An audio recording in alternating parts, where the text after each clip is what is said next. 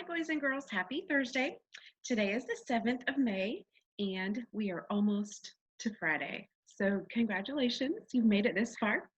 I want to tell you guys that A, I miss you, and B, you're doing a great job on entering your responses in Canvas. For those of you that I haven't seen work from, it may just be that you're not hitting submit yet. So, go ahead and hit submit whenever you're done. All right, so I'm going to share my screen with you so that you guys can see our amazing lesson today. By the way, tune in tomorrow for our read aloud for 2 chapters, okay?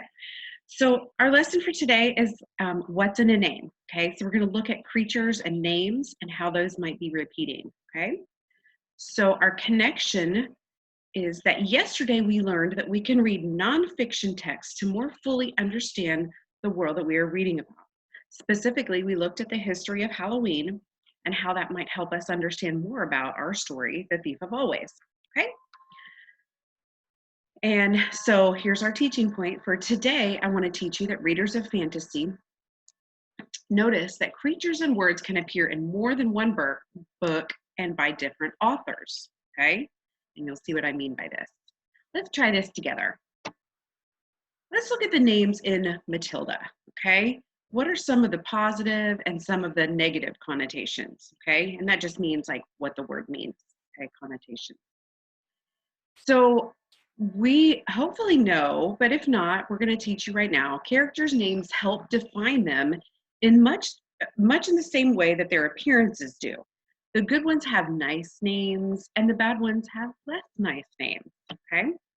So let's take a look further. Miss Honey in Matilda is sweet, and so is her name. Her first name, Jenny, means white, fair, smooth. These are all characteristics that match her physical description, which is someone with a lovely pale oval Madonna face with blue eyes. Matilda is our brave heroine who's willing to stand up for herself and for others. Her name means mighty in battle. Sounds about right, right?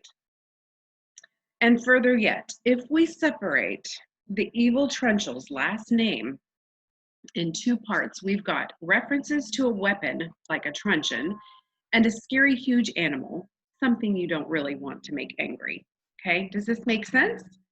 I hope so. But if you need an extra example, I've got one. And I think that a lot of you know this story, like this story. Many of you have read this story. So I chose a different book for those of you who have read Harry Potter. I want you to think about the character Dumbledore, okay? Dumbledore, the headmaster of Hogwarts, is very fond of music, okay? And I have read in other texts that Dumbledore is an old English word for bumblebee. And his name must connect to his love of music and that he must hum to himself, much like a bumblebee, okay? You guys are ready. This is a short and sweet lesson today. For our stop and jot for today, rictus is a word derived from Latin that means a fixed grimace or grin, okay? So thinking about that, thinking that it's a fixed grimace or grin, why do you think Clive Barker chose this for a character name, okay? And so it's time for your assignment. You're just going to log onto your SSO, then you're going to log into Canvas for Language Arts.